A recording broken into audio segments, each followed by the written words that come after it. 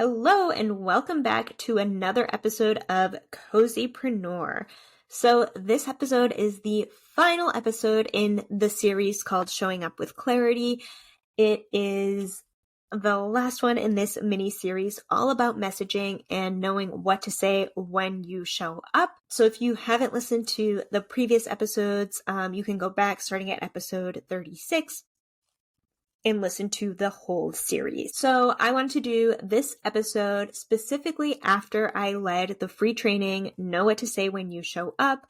It was really great. And so I wanted to kind of take some of those questions and make an episode about it, because I find that when one person is struggling with something, usually lots of people have the same question. I used to say this to my students all the time, right? Like, it's actually really brave to ask a question because usually people are thinking it in their head, but they don't actually ask the question. I want to do this episode of all of the questions that I got inside the training. So let's dive in. Welcome back to another episode of the Cozypreneur podcast. If this is your first time listening, Cozypreneur is all about helping you make money and work with the dreamiest of clients. So grab your beverage, get your cozy socks on, and let's dive in. If you didn't listen to the last episodes, the framework that I'm talking about here is the PASPY framework. So you've got P, problem, A, assessment, S, solution, P again, product, and then Y, which is you. So just to give a really quick refresher, if you didn't listen or you kind of forgot about it, the problem is, what is your ideal client experiencing now? What's going on? The assessment is, why does this problem matter? Why are they experiencing this problem in the first place? Like, what are some things that are holding them back, or what are some beliefs that they have that don't really make sense? And so one example I gave for this is, say you want a morning routine, but you have this belief that you have to wake up at 5 a.m. to have a good morning routine. And so some of what your marketing might be is talking about how, like, hey, you don't actually need that 5 a.m. wake up to have a morning routine, right? That's going to be your assessment, is really like, where are they getting stuck? And then talking about it, right? Like really being like, hey, I understand why you're getting stuck. I understand why you're having this problem. And then going into the solution, which is, hey, this is what you want. This is what it looks like when you get there. And then your product is how you, or your service or your offer or your product, how does that help reach the transformation that they want? And then finally, you, or if you are not a personal brand, then it's your chance to really lean into your brand. What is different about your brand's approach? What is different about the way you do things? Why do you do things in the way you do? What lessons have you learned while doing this work? What are things that you've seen that are really common? What are things that you've seen that you experience, right? And this you section is really about building trust with your people, building that relationship with them. And so really just thinking about that. How can you relate to them, right, on a personal level? Or if you're not a personal brand, how can your brand relate to them, right? What's your approach? What's your differentiator? So that is the background. If you want like the more in-depth, go back. Episode 37 breaks this down with examples and everything. Then also the training has a little bit deeper of what it looks like. So one of the things that came up during the training was this idea of solution. And the idea that, hey, I'm not actually sure what my people want. And at the end of the day, right, like your offer is there to help somebody solve a problem. And so if you don't know what people want, it's going to be a little bit harder to market your service, because basically what you're trying to say when you're marketing is like, hey, my service is going to help you get what you want. So you want to be really clear on like, what is it that they want in relation to your service? So if you are somebody who is like, I have no idea, and even if you're somebody like, I don't even know what their problems are, like that's okay too. Here's what I recommend. I recommend actually doing some voice of customer research. And so I know that like this is on a lot of people's to-do lists of something that like needs to get done, but you don't actually do it. And I get it.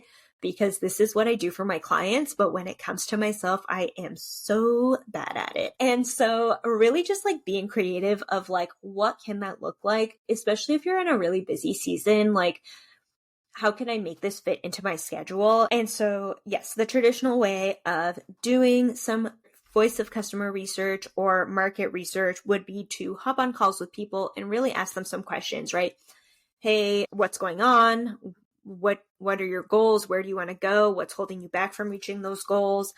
That kind of thing can really give you a lot of insight on what people are struggling with and what people want. And so that can really help you not only build content around this framework, but really be super clear on how your offer is going to help them and position your offer as the way to help them get what they want. But you can only do that once you know exactly what they want. So if you are somebody who's like, I'm not sure what they want, then definitely have some conversations with your people. And it's funny because I actually hired a consultant to look in my business because it is so hard to do this in your own business. You're just like way too close to it. And that was like one of the things that she asked me was, why did people join your membership in the first place? And I'm like, that's a really great question. And I can guess all day long, but I won't know until I actually have a conversation with some of my members. Like, hey, why did you join? And that gives you some really good insight. And I actually ended up having a conversation with one of the members inside Copy Classroom. And not only did she tell me why she joined, she told me why she stayed for so long. And so that was super helpful because I was able to take some of those ideas and really infuse them like into my marketing for the membership this last round, this last marketing campaign. So that is one of the questions that we got today. The other one is, when you are thinking about the PASPY framework, is it just a strategy for emails? Is it just a strategy for social media? Is it a strategy for sales calls? And the answer is yes, all of them. And so when you're thinking about the PASPY framework, it's kind of like your super zoomed out version. And if you listen to the podcast, you know, I talk about this like a puzzle, right? Like every piece of content is like a little puzzle, and you put all the pieces of content together and it forms this big picture. And this big picture is the overarching story of what you do and how you help them, and what their life is going to look like, you know, if they go through your offer. And so if, for example, you're doing one email for each of the sections of the framework, and you could do 2 or 3 social media posts for each of the sections of the framework, that could be your content for an entire month, right? Like you can think through the framework and say like, hey, this month I'm going to really focus on how I can really support my people with taking a mindful break in the middle of the day. And so really maybe what you're talking about for the whole month is, hey, mindfulness doesn't have to look like sitting in silence for 60 minutes. It doesn't have to look like a yoga class. Like it can look like you're doing dishes and taking a few deep breaths. And so really thinking about like, hey, these people all want to be mindful. They all want self-care, but they don't actually know how to make the time for it. They don't realize like that they actually do have the time to take some deep breaths, right? Because they're thinking it has to be this big thing. And so a lot of like what you're doing is like thinking about like, are there perspective shifts that they need to make? Like, are there things that they are thinking is going to hold them back? Like the thought that, hey, I don't have time for a 60-minute yoga class, so I guess I'm not doing self-care today. If you can't go to your yoga class, that's totally okay. What are these other things that you can do, and sprinkle them in your day, even if you have 4 kids running around, right? When you were thinking about the whole framework, it's not like the whole framework goes in one piece of content. All of your content builds the entire framework. And so you can really focus on like using this framework for a month or 2, and then kind of switching it up a little bit with a different lens in another month or 2. And the other thing I'll say about this is, if you are on sales calls or having DM conversations, your sales is going to mirror your marketing. So when you're on a sales call, you're doing the same steps as you are through this framework, right? You're asking people about their problems. You're asking them what's keeping them stuck. You're asking them what their goals are. And then you're talking about how your offer helps them reach those goals, right? And you're talking about it on a sales call. You're talking about it in a really personalized way to that person, versus your marketing. You're talking to like a more general, your ideal client, not a specific person. but you can use what you hear in sales calls. So, hey, like I've been hearing that these people are struggling with this same specific problem over and over. So I'm going to take some of that and incorporate it into my marketing. Or all of these people, this is a theme that I've been hearing that everybody wants XYZ. This is something I'm going to incorporate into my marketing. And so your sales and marketing, like while the PASPY framework is a marketing framework, it mirrors your sales because they work in conjunction with each other, right? Your marketing is going to help get people on sales calls. Your sales is going to help you inform your marketing. And so they are kind of like a living ecosystem. They work together basically, right, to help you sign the right fit people. So the last thing that I want to mention, this was a really good question, I'm glad that it was brought up, was about like, hey, I am the expert and I have these really big words to describe what people are doing, but they don't actually know what I'm talking about. And so here's what I recommend. If you are somebody who does something where you're like, hey, they actually need this, but they don't actually know like what it is or how to talk about it, then you can kind of start to bring some of this out. So there's two ways that you could really look at this. If you are like, hey, it's really important that they know this term because this term is really the foundation of the work. What you are going to do when you're talking about the problems and you're talking about the assessment of the problems is really start to educate them in that assessment piece of like, hey, yes, this is why you're struggling, and introduce the term and talk about the term and talk about how that term shows up for them. Well, the example that we talked about during the training was this idea of shame-based identities, right? Where people have these shame-based identities and they're holding them back. And so do we talk about using the word shame-based identity, or do we talk about it, using other words? And so my follow-up question was, well, how do they talk about it? And this person said they don't actually talk about it. They don't like talking about it, right? Because they are ashamed and it's kind of secret. And so how do you bring this up?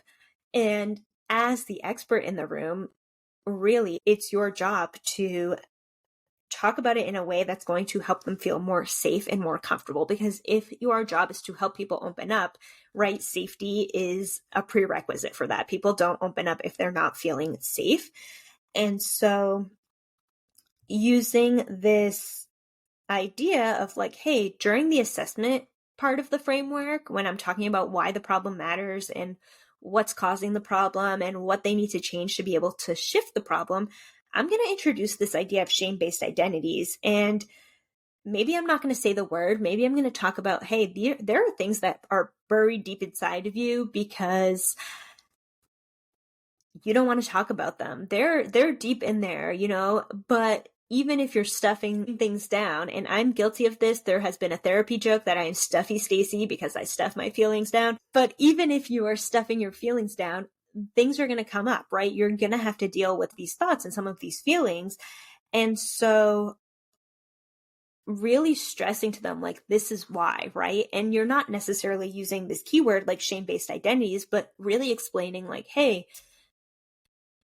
you're struggling and it's because you're feeling ashamed, and that's totally normal. That's okay. It's actually a normal part of this work, but it is something that like you're going to have to step out of your comfort zone, right? And so really just giving them like, what is something that they need to hear? What is the perspective shift? Because if you're like, hey, I want to like heal myself, but I don't actually want to do like any of the like internal work, then it's going to be really hard for you to see progress, right? It takes work. And so really like, if there's an elephant in the room, name the elephant, because what it does is it shows that you actually understand it. And what you really want to do in marketing is make people feel validated. And so when you're showing like, hey, I get it, right? I get what you're going through, and I'm analyzing the situation based on what I've seen in all my years of experience.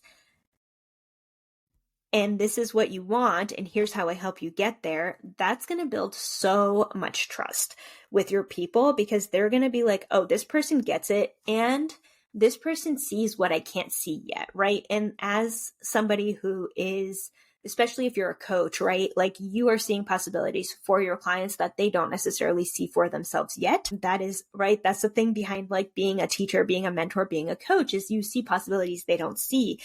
And so helping them start to see that, oh, okay, like maybe my world is a little bit bigger than I thought. Maybe I have more options than I thought. Oh, I thought I could only do things in this one way, but it looks like there are some different options I didn't consider, right? And really thinking about like things I didn't consider are great ways also to show your expertise, to show your approach.